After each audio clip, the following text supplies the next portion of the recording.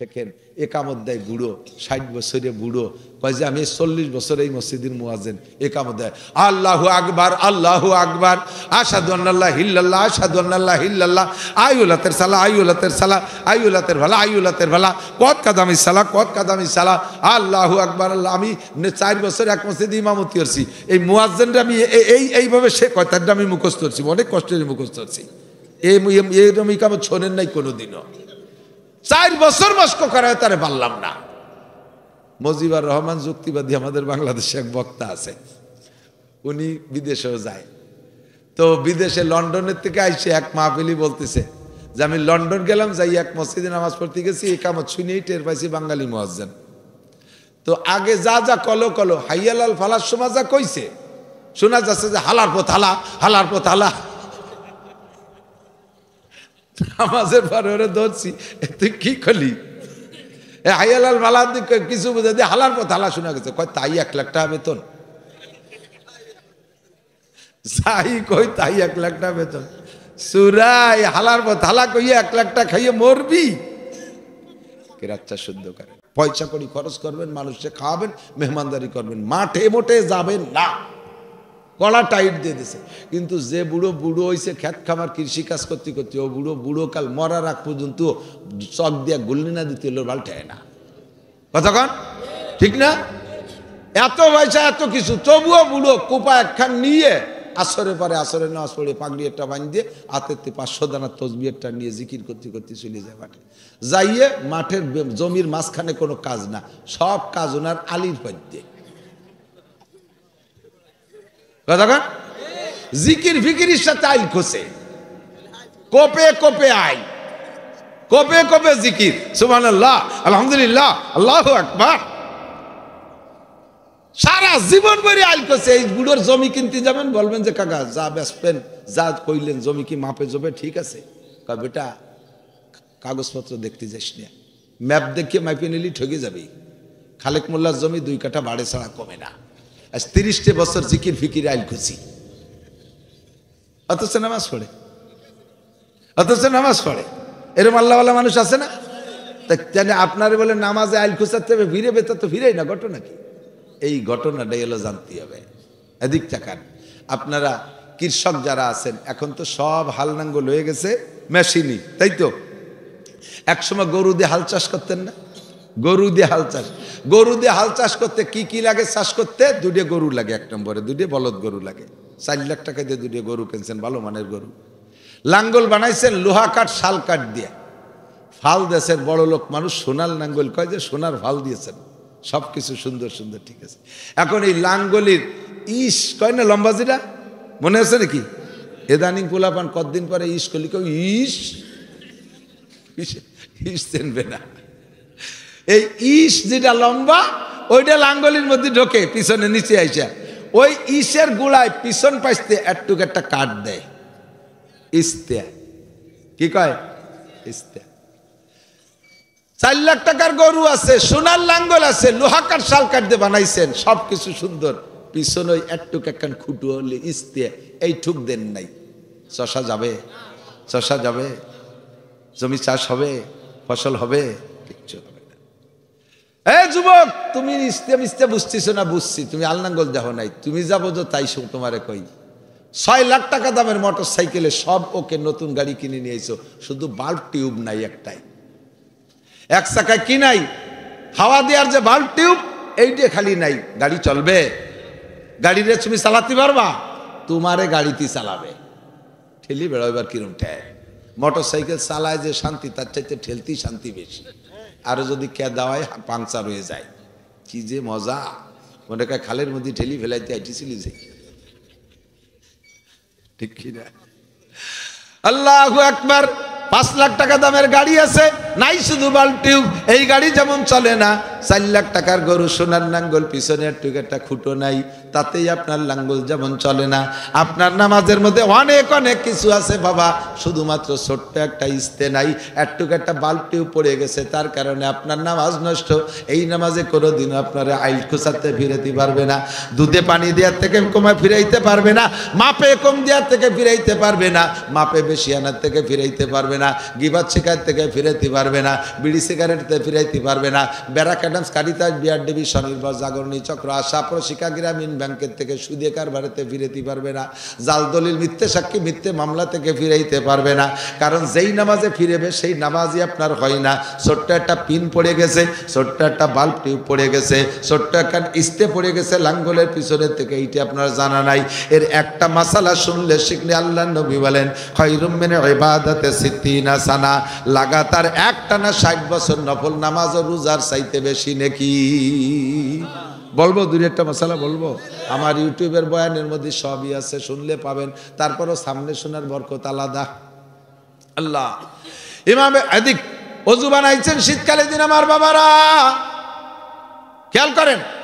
তার আগে আপনি পেশাব করতে গেছেন, পেশাব কইরা বুড়ো মানুষ পেশাব করতে গেলি তো ওইসা আগের মতো তো আর দূরই যায় না পেশাব। বুড়ো মানুষ তো জায়গায় গোড়ই পড়িয়ে যায়, পড়ার সময় আশেপাশে যে মাহাই গেছে তা আপনার খেয়াল নাই। আপনি কোনো মতে একটু পানি দিয়ে এক জায়গায় ধুয়ে টুয়ে চলে আইছেন, ফাঁসে কিন্তু নাপাক মাখাই রয়েছে। নামাজের ফরজ 13টি, একবার বলেন কয়টি? আমার সাথে বলেন। 1 নম্বরে শরীর পাক, 2 নম্বরে কাপড় পাক। আপনার এই জায়গা দুইয়ে মাইর খাইছেন, জায়গায় একটু পানি দিয়ে দিয়ে চলে আসছেন, পাশে মাখাইছে সে জায়গা ধৌত করেন নাই। এরপরে হাঁটা দেওয়ার সাথে সাথে যুবকদের পেশাব আর বুড়োদের পেশাব আলাদা। যুবকদের পেশাবে ফোর্স বেশি, এক গতিতে ক্লিয়ার হয়ে বেরোয় চলে যায়, তারপরও হাঁটা দেওয়ার পরে একটু পড়ে। আর বুড়ো মানুষের পেশাব একবারে ক্লিয়ার হয় না, হাঁটা দেওয়ার পরে খানিক সময় দাফাদাফি লাফালাফি কাশাকাশি করার পরও কেমন যেন কুট করে একটা কামড় দেয়, নিচের দিক সুর সুর ঠেকতেছে, 1-2 ফুটা পড়িয়া গেছে। ওই 1-2 ফুটা পড়িয়ে গেল কোন জায়গা? ও জায়গা তো আর খেজুর গাছের রস বাঁধানোর মতো ঠিলে পাতা নাই। ওই 1-2 ফুট পড়িয়ে লাগবে আপনার কাপড়ে, আপনার গায়ে। 1 নম্বর আর 2 নম্বর ফরজ আপনার মাইর হয়ে গেছে। কথা বলেন। ছোট্ট ছোট্ট 2টা কাম, 1 নম্বরে শরীর নাপাক, 2 নম্বরে কাপড় নাপাক। আপনি যত সুন্দর করে কাবা ঘরের মধ্যে যে নামাজ পড়লেও ওই নামাজ আপনার হয় নাই। আর নামাজ যেহেতু হয় নাই, নামাজের ক্রিয়াও আর পাইবেন না। নামাজের যে প্রতিদান পাওয়ার কথা ছিল সেটা আপনি পাইবেন না। এই জায়গা চলে গেছে আপনার 1 নম্বর মাইর। 2 নম্বর সামনের দিকে আগান। এবার আপনি ওযু বানাইতে গেছেন, কলের নিচে পা পাইতে দিয়ে পানি ছাড়ি দিয়ে পাউ দিয়ে পারে ডলে ডলে চলে আসছেন। এই যুবক হোক আর বুড়ো হোক, শীতকালে পা শুকোয় যায়, ভালো করে ডলে মলে পানি না পৌঁছইলে উপর দিয়ে ভাসা ভাসা চলে যায়। একটা চুল রে খাড়াভাবে রাখা যায়, এতটুক জায়গা যদি অজুর অঙ্গগুলোর মধ্যে শুকনো থাকে, আপনার অজু হয় নাই, অজু হয় নাই তো নামাজ হয় নাই। আপনার নামাজের ইস্তে পড়ে গেছে, আপনার মা নামাজের বাল্টিও পড়ে গেছে। ওই নামাজের যা পাওয়া দরকার ছিল এই জন্য আপনি পাচ্ছেন না, ফলাফল পাইছেন না, রুজিরও বরকত হচ্ছে না, আপনাকে আকাম থেকেও ফিরাইতে পারতেছে না। মহিলারা বাচ্চাদেরকে বাচ্চা কাচ্চা লালন পালন করে, ছোট দুধের বাচ্চা কোলের মধ্যে পেশাব করে দিছে, কোলে পেশাব করে এরকম একটু কোষ মারি ফেলাই দিয়ে একটু পানি ছিটিয়ে দিয়ে আল্লাহু আকবার দাঁড়াই গেছে। কাকি কি এলেন? ওই যে কোলে পেশাব করছে, কলো ফেরেস্তা, ওনার সাল বলে ফেরেস্তা। ফেরেস্তা ফেরেস্তার তো ফেরেস্তার মুখ তো পাক, তা ফেরেস্তার মতে নাকি? ফেরেস্তা কি পেশাব করে? জিবরাইল আলাইহিস সালাম মিকাইল সালাম যদি পেশাবই করতো তাহলে আমরা তো থাকতে পেতাম না, বাইচে চলে যেতাম।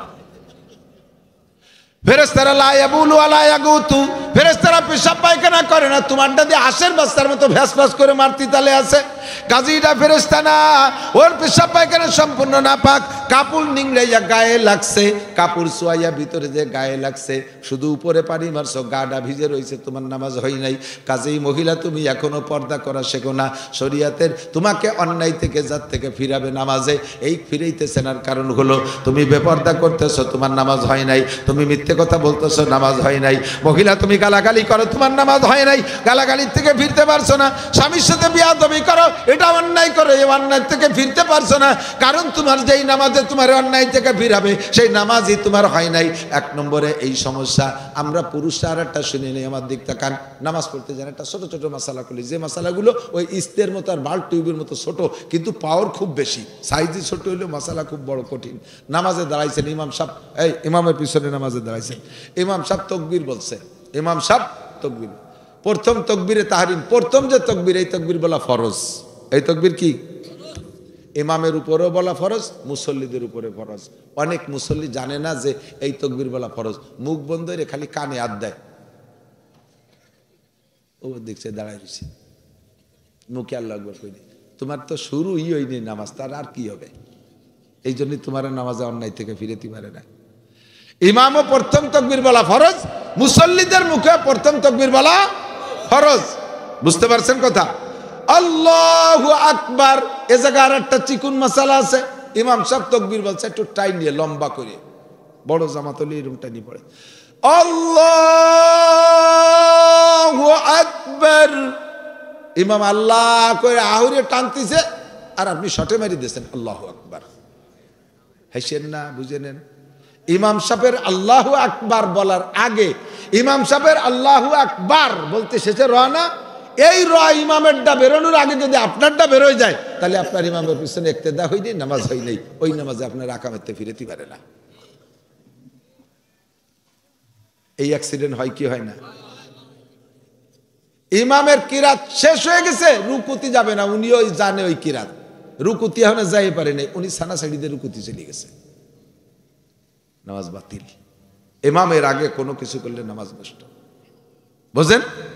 এর এক একটা মাসালার দাম 60 বছর নফল নামাজ ও নফল রোজার চাইতে বেশি দামি। বলেন না সুবহানাল্লাহ। আর একটা মাসালা বলি, এদিক তাকান। ইমামরে মসজিদে যে পাইছেন রুকুতে, ঢুকিয়ে দেন ইমাম কোন জায়গা?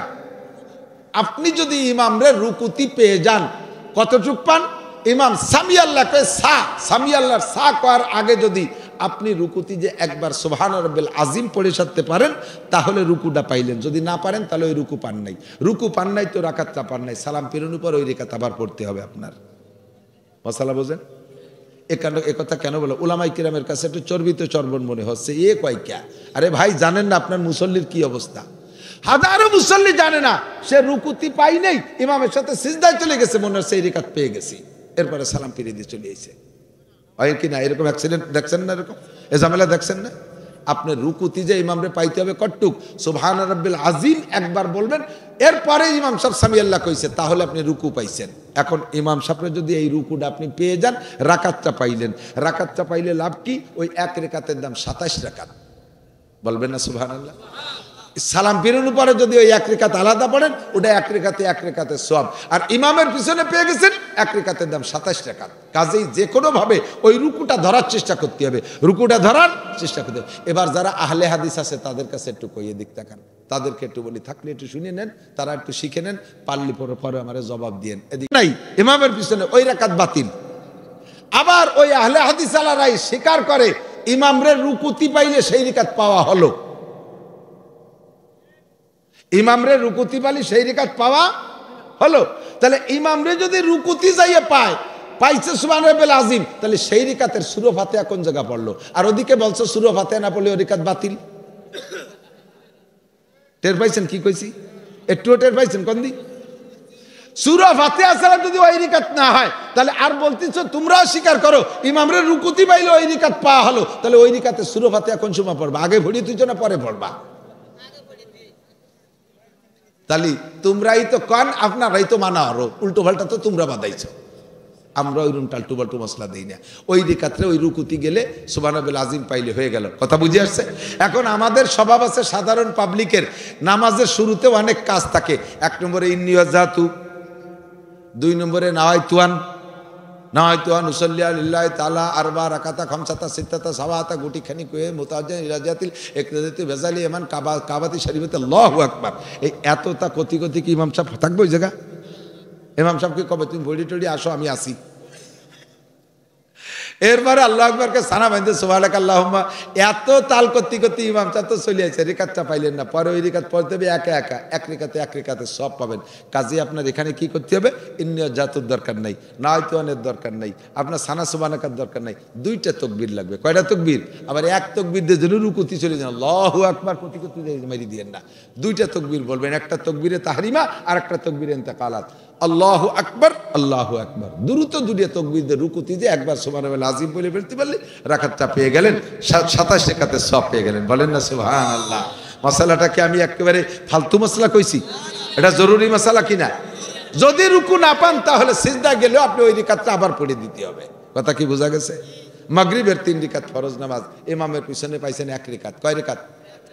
বাকি আছে সালাম ফিরানোর পরে 2 রিকাত। এই 2 রিকাত কিভাবে পড়বেন? আমার পাশে একজন, আমি আর সে দুইজনে 1 রিকাত পাইছি, 2 রিকাত ফেল করছি। তা আমি তো কিতাবে যা পড়ছি সেইভাবে পড়ছি, আর উনার কিতাবে উনি যা পাইছে উনিও সেইভাবে পড়ছে। উনি পড়ছে একবারে সালাম ফিরানোর পরে 2 রিকাত পড়িয়ে 1 বৈঠক দিয়ে সালাম ফিরেছে, আর আমি পড়ছি প্রত্যেক রাকাতে রেখাতে বৈঠক দিছি। নিয়ম হবে কি? যদি 1 রিকাত পান, 2 রিকাত মিস করেন, সালাম ফিরানোর পরে উঠে প্রত্যেক রাকাতে রেখাতে বসতে হবে। ঠিক আছে না? উনি 2 রিকাতে একবারে বসে সালাম ফিরে গিয়ে ওত পাইতে বসে রয়েছে, রাগে রাগে ফুলতেছে, আমারে ধরবে, অ্যাটাক করবে। সালাম ফিরে কয়, হুজুর কিরম নামাজ পড়বেন? আলেম মানুষ নামাজ কালাম জানেন না, কি বললেন আপনি? আমি তো কি বললাম, মানে তো এইরকমই তো ভর্তি হবে। কয় আপনি জানেন না। আমি বললাম যে আপনি জানেন না। কয় যে আমি জানি না মানে? আমি বললাম যে আপনি যে এই যে 2 রিকাত একসাথে পড়ে সালাম ফিরে নেন, এটা আপনি কোত্থেকে পাইছেন? কয় যে পা লাগবে না, নিজের একটা বুঝ আছে না। কি বুঝ আছে? কয় যে আল্লাহ তাআলা মাগরিবের 3 রিকাত নামাজে আমার কাছে 2 বৈঠক পাবে। মাগরিবের 3 রিকাতে কয় বৈঠক? 2 বৈঠক। তাহলে 1 বৈঠক তো আমি ইমাম সাহেবের সাথে দিছি, আর 2 রিকাত বাকি আছে, একবারে পড়ে বৈঠক দিয়ে দিলাম, 2 বৈঠক পাবে দিয়ে দিলাম। আর কি না, আর কি মশলা বুঝার কি আছে? আমার সে বড় যুক্তিবাদী। আমি বললাম দুদু, এ জায়গা যুক্তি চলবে না, প্রত্যেক রাকাতে বসতে হবে, প্রত্যেক রাকাতে বসতে হবে। ঠিক আছে না? আল্লাহ, আর একটা মাসালা একটু না কয়ে পারতেছি না, বলবো? এটা খুব জরুরি। আপনারা যারা দ্রুত নামাজ পড়েন, ওলামাই কেরামের কাছে শুনে দেখেন, নামাজের ওয়াজিব 14টা। কয়টা? তার ভিতরে একটির নাম কওমা, আর একটার নাম জলসা। কওমা আর জলসা কাকে বলে? রুকুর থেকে পুরো টান টান হয়ে দাঁড়ানোর নাম কওমা। যদি আপনি রুকুর থেকে একটু মাথা ঝাঁকি দিয়ে আবার সিজদায় চলে যান, আপনার ওয়াজিব তরক হয়েছে। এটা যদি ভুল করমে করেন, শেষে সিজদা দিতে হবে। আর এইটা যদি আপনার অভ্যাসে পরিণত হয়, তাহলে জীবন ভরে যতবার এই করছেন সব নামাজ বাতিল, আবার পড়তে হবে। সিজদার থেকে 1 ঝাঁকিতে উঠেই আবার সিজদায় চলে গেছেন, এই 2 সিজদার মাঝখানে বসতে হবে কতটুক টাইম? আল্লাহুম্মা গফিরলি ওয়ারহামনি ওয়াহদিনি ওয়ারযুকনি ওয়াআফিনি।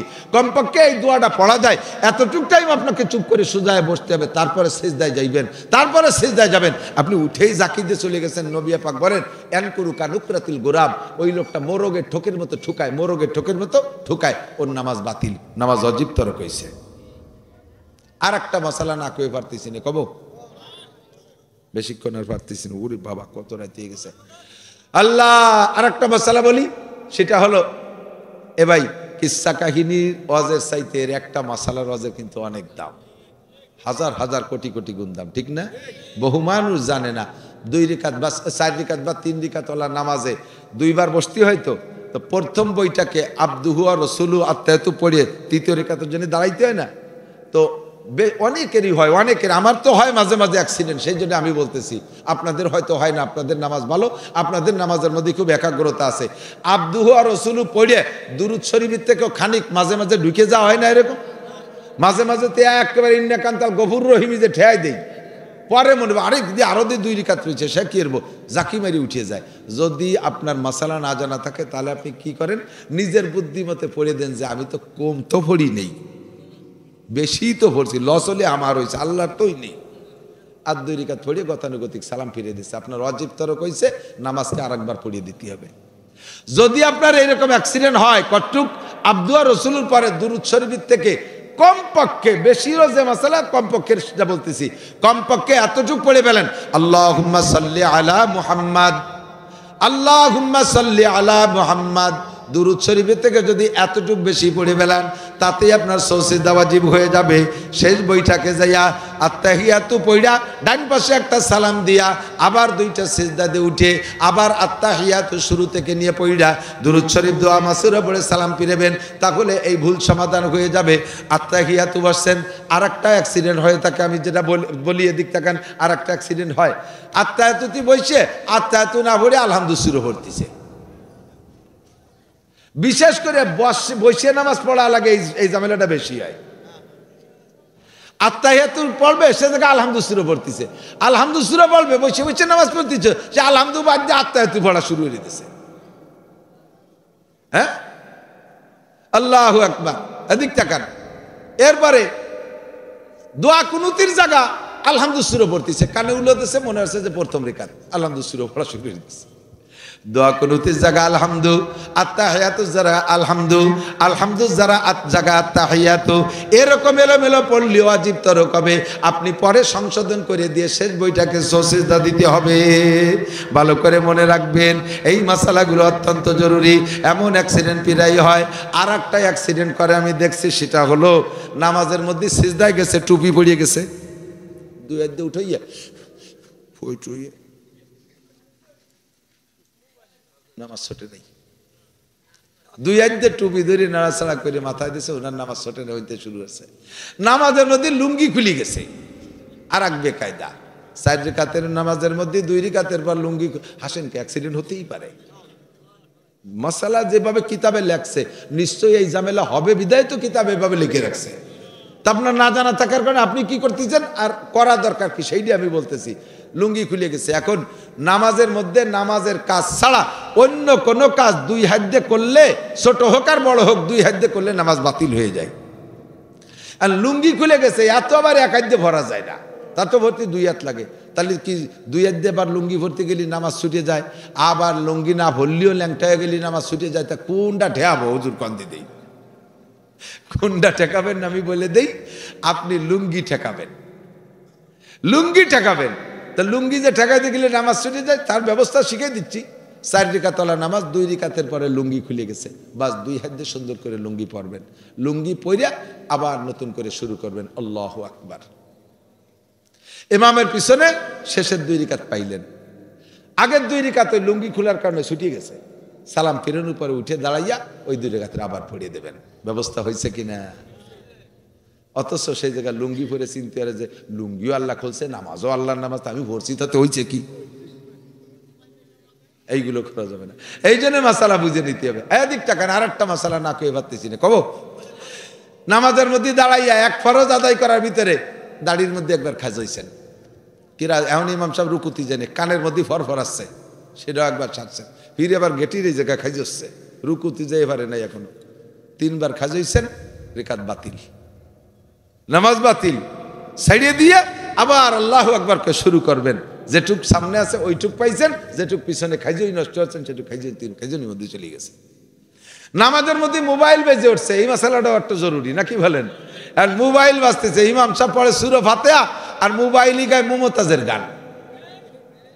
বুড়ো কয়জন ছানার মধ্যেই মুঠ বক্সিং রেডি হচ্ছে, সালাম ফিরে দেব, ওর গেটি ভেঙে ফেলায়, তোর মোবাইল যে হ্যান্ডে যায় সে হ্যান্ডে দেবো, বাংলায় কয়।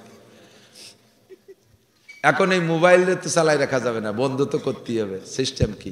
একটা ফরজ আদায় করার ভিতরে, নামাজের মধ্যে ফরজ আছে না, একটা ফরজ একটা ওয়াজিব আদায় করার ভিতরে আপনি 2 বার মোবাইল বন্ধ করতে পারবেন। তবে প্রত্যেকবার টাইমের আবার খেয়াল রাখতে হবে, একবার বন্ধ করতে যে যেন 3 তাসবির বেশি টাইম না হয়ে যায়।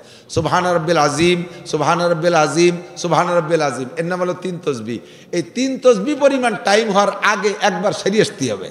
এখন মোবাইল বাজিয়ে গেছে জিন্সের প্যান্টের পিছনের পকেটে, তা বাজিয়ে যাচ্ছে, টাইম নিয়ে বাইরতি ইমাম সাহেব রুকুতি চলেছে, পারতেছে না, টাইম নিয়ে বাইরতি ইমাম রুকুতি চলে গেছে, এরপরে টিপি হচ্ছে, বাটন খুঁজে পাচ্ছে না, নামাজ শেষ। ছাড়িয়ে দিয়ে মোবাইলটা কায়দারে বন্ধ রেখে আবার নতুন করে শুরু করবেন। এইভাবে সহিভাবে নামাজগুলো যদি সুন্দর করে পড়েন, লাস্ট ফিনিশিং হলো, এদিক তাকান, নামাজ ভাঙ্গার কারণ 19টি। জোরে বলেন কয়টি? আরো জোরে। এই 19টার মধ্যে 1 নম্বরটা কি কন্ত? নামাজে অশুদ্ধ পড়া, নামাজে অশুদ্ধ পড়া। রুকু ভালো, সিজদা ভালো, কিয়াম ভালো, কুদ ভালো, উঠা ভালো, বসা ভালো, কানে উলো দিয়া ভালো, সানা ভালো, সব ভালো বন্ধু, তোমার আলহামদুলিল্লাহ ভালো না। জীবন ভরে যত নামাজ পড়ছো, খোদার কসম 1 রাকাত নামাজও আসমানে যাই নাই, ওই নামাজের বিনিময়ে তুমি 1 সেকেন্ডও জান্নাত পাবা না। নামাজে কিরাত গলত হইলে, পড়া গলত হইলে নামাজ বাতিল, নামাজ বাতিল। ভালো করে খেয়াল করতেছেন না? আমি বুঝতে পারছি, লক্ষ্য করতেছেন না কি কইছি? নামাজের মধ্যে যদি আপনি অশুদ্ধ পড়েন, আপনার নামাজ বাতিল। এই বাতিলের মানে হলো, না পড়লেও যেমন 230 কোটি 40 লক্ষ বছর 1 ওয়াক্তের বিনিময়ে জাহান্নাম, আপনি ভুল কিরাত দিয়ে নামাজ পড়লেও 230 কোটি 40 লক্ষ বছর জাহান্নাম। এবার আপনি পড়লেও ভর্তি পারেন, না পড়লেও না ভর্তি পারেন। আপনারে আমি অত তেল মাহাতি যাব না, না কাকা যা পারেন পড়েন, আমরা তো আসি, হুজুররা একটা ব্যবস্থা করিয়েই নেবো আপনারে, ওই মাতুবাড়ি আমি দিতে পারবো না। এই মাতুবাড়ি আমি নিতে পারবো না, এই দায়িত্ব নিতে পারবো না। জীবনে আর যা কিছু শেখেন আর না শেখেন, আমার বাপ ভাইরা, আমার মারা পর্দার আড়ালে, আরে কোরআন শরীফটা শুদ্ধ করে শেখ, কোরআন শরীফটা শুদ্ধ করে শেখ। পুরো না পারলেও কমপক্ষে আপনারা নামাজ পড়তে যেগুলো লাগে এগুলো শেখেন। একামত দেয় বুড়ো, 60 বছরে বুড়ো, কয় যে আমি 40 বছর এই মসজিদের মুয়াজ্জিন। একামত দেয় আল্লাহু আকবার, আল্লাহু আকবার, আশহাদু আন্নাল্লাহ ইল্লাল্লাহ, আশহাদু আন্নাল্লাহ ইল্লাল্লাহ, আইউলাতের সালাহ, আইউলাতের সালাহ, আইউলাতের ভালা, আইউলাতের ভালা, কত কাদামি সালাহ, কত কাদামি সালাহ, আল্লাহু আকবার। আল্লাহ আমি 4 বছর এক মসজিদে ইমামতি করছি। এই মুয়াজ্জিনরা আমি এইভাবে সে কথাটা আমি মুখস্থ করছি, অনেক কষ্টের মুখস্থ করছি। এরকম ইকামত শোনেন নাই কোনোদিনও। 4 বছর মস্ক করায় তারে পারলাম না। মজিবুর রহমান যুক্তিবাদী আমাদের বাংলাদেশে এক বক্তা আছে, উনি বিদেশেও যায়। তো বিদেশে লন্ডনের থেকে আইসে এক মাহফিলি বলতেছে যে আমি লন্ডন গেলাম, যাই এক মসজিদে নামাজ পড়তে গেছি, একামত শুনেই টের পাইছি বাঙালি মুয়াজ্জিন। তো আগে যা যা কলো কলো হাইয়ালাল ফালার সময় যা কইছে শোনা যাচ্ছে যে হালার পথ হালা, হালার পথ হালা। নামাজের পরে ওরে ধরছি, তুই কি করলি? হাইয়ালাল ফালা কিছু বুঝে দিয়ে হালার পথ হালা শোনা গেছে। কয় তাই 1 লাখ টাকা বেতন? যাই কই তাই 1 লাখ টাকা বেতন? সুরাই হালার পথ হালা কইয়া 1 লাখ টাকা খাইয়ে মরবি। কেরাচ্চা শুদ্ধ করে, কেরাচ্চা শুদ্ধ করে মাত্র 61 দিন, মাত্র 61, ওয়ানলি 61 দিন আল্লাহর রাস্তায় মেহনত করেন। আপনার আল্লাহর রাস্তায় মানে তবলিগি যা লাগবে না, আপনার বাড়ির কাছে ইমামের পিছনে ডেলি আপনি 15 মিনিট সময় দেন। এই পাশে কথা কাকিরাকে ঠেন, ডেলি আপনি 15 মিনিট সময় দেন। আর 61 দিন দিক তাকান, বিএমএ পাস করছেন, বছরের পর বছর লাখ লাখ টাকা খরচ করে তার সে যে সার্টিফিকেট কামাই করছেন 35 বছরের পরে তা ইনভ্যালিড হয়ে গেছে। জেনারেল সার্টিফিকেটের একটা মেয়াদ আছে, চাকরির বয়স মেয়াদ, ওই চাকরির সার্টিফিকেটের বয়স শেষ হলে তার ধুয়ে পানি খালিও পেট ব্যথা সারে না। সারা জীবনের সার্টিফিকেট বেচলে আধা কেজি নুন হয় না, কথা কন না কেন? সেই সার্টিফিকেট কামাই করছো বস্তা বস্তা টাকা দিয়ে, তুমি জান্নাত কিনবা যেই সার্টিফিকেট দিয়ে, কোরআনের সার্টিফিকেট, মাত্র ওয়ানলি 61 দিন। 61টা দিন ডেলি 15 মিনিট সময় মেহনত করলে যদি আপনি কোরআন শরীফ পড়া শিখতে না পারেন, তাহলে আমাকে ডাক দিবেন, আপনারা বসবেন, আমি আপনাদের পিছনে মেহনত করে কোরআন শরীফ শিখিয়ে দিয়ে যাব। মসজিদের ইমাম সাহেব বা এলাকার হুজুরের কাছে যে 15 মিনিট ডেলি একটা টাইম বের করেন, 15 মিনিট 61 দিন। কিভাবে আমি বলি, আরবি হরফ 29টি, কয়টা? তো 29টি হরফে যদি এক দিনে একটা হরফ পড়েন, মোটে একটা অক্ষর ডেলি পড়বো, মনে থাকবে না? 15 মিনিট পর্যন্ত যদি একটা অক্ষর মুখস্থ করেন, মনে থাকবে না? তাহলে 29 দিনে 29 হরফ। আরবিতে আকার রস্বীকার 3টে, জবর জের পেশ। জবরে আকার, জেরে রস্বীকার, পেশে রস্বীকার, 3 দিন পড়লে মনে থাকবে না? হয়ে গেল 29 আর 3 কত? 32। আরবিতে সংযোগের চিহ্ন আছে 2টা, জজম আর তাসদিদ। তাসদিদ আলা অক্ষর 2 বার উচ্চারণ হয়, আর জজম আলা অক্ষর যার উপরে জজম আছে তারে আগের অক্ষরে এসে ধরে। একটুকে জজম তাসদিদ সংযোগের 2টা চিহ্ন। তাহলে এই 2টারে 2 দিনই শেখেন। 32 আর 2 34। আরবিতে মদ আছে 10 প্রকার। এরকম মদ মানে টেনে পড়া, টাইনি না পড়লে পারা জায়গা টানার জায়গা না টানলি ইমান পর্যন্ত নষ্ট হয়ে যায়। 10 প্রকারের মদ আপনি 10 দিনই শেখেন, এর বেশি লাগবে না। তাহলে 34 আর 10 44। আর উচ্চারণ জায়গা মতো থেকে না করলে তর্জমা পাল্টে যায়। এই উচ্চারণ রেখা মাখরাজ, মাখরাজ আছে 17টা মাখরাজ 17 দিনই শেখেন। 17 আর 44 61 দিন। 61 দিন মেহনত করলে যদি আপনার কোরআন শরীফ শুদ্ধ না হয়, তারপরে দেখবেন আমারে আপনি যা খুশি তাই বলতে পারবেন। আমি এজন্যই চ্যালেঞ্জ করছি যে এর চাইতে নিচের কোর্স নাই। মাদ্রাসার হুজুররা কিরাতখানার পোলাপানকে বছরের পর বছর বসায় দেয়, আমার মাথায় ধরে না, আমার মাথায় ধরে না। এতদিন কোরআন শরীফ পড়াতে কেন লাগবে? আমার একটুক বাচ্চা 5 বছরের ছেলে মেসবা, ওকে আমি মাত্র 19 দিনে কায়দা শেষ করাইয়া সূরা আত-তিন পর্যন্ত পড়াই ফেলাইছি, মাত্র 19 দিনে। আমার ছোট্ট মেয়ে 6 বছর, তারে আমি মাত্র 2 মাস পড়াইছি। আল্লাহর রহমতে কায়দা শেষ করিয়া, আমপারা শেষ করিয়া কোরআন শরীফ ধরাই দিছি আমি তারে। মাত্র 61 দিন মেহনত করলে আল্লাহর রহমতে কোরআনটা শিখতে পারবেন। আল্লাহ তাআলা আমাদের তৌফিক দান করেন। একটু আমার এই কথার পর উদ্বুদ্ধ হয়েছেন কে? যারা কোরআন শরীফ পড়তে জানেন না, তার মধ্যে 2-10টা মানুষকে একটু প্রস্তুতি নিতে পারবেন। আমি কোরআন শরীফ পড়া শিখবই, কোরআন শরীফ পড়া শিখবো। কোরআন শরীফ গতানুগতিক হাত চাচ্ছি না, মনের থেকে একেবারে পাক্কা সিদ্ধান্ত নেই যে আমি হুজুরের কাছে কোরআন শরীফ পড়া শিখবই, মরার আগে কোরআন শরীফ পড়া শিখবই। আল্লাহ কবুল করুক, বলেন আমিন। এই নিয়ত করছেন যারা, তাদের বিগত যে ভুল কিরাতে যে নামাজ নষ্ট হয়ে গেছিল না, নিয়ত করছেন কালকে থেকে চেষ্টা করেন আল্লাহ তাআলা পিছনের ভুল নামাজকে শুদ্ধ করে আমলনামা ভরে দেবে। এই একটা ব্যবস্থা আছে, বিকল্প কোনো ব্যবস্থা নাই।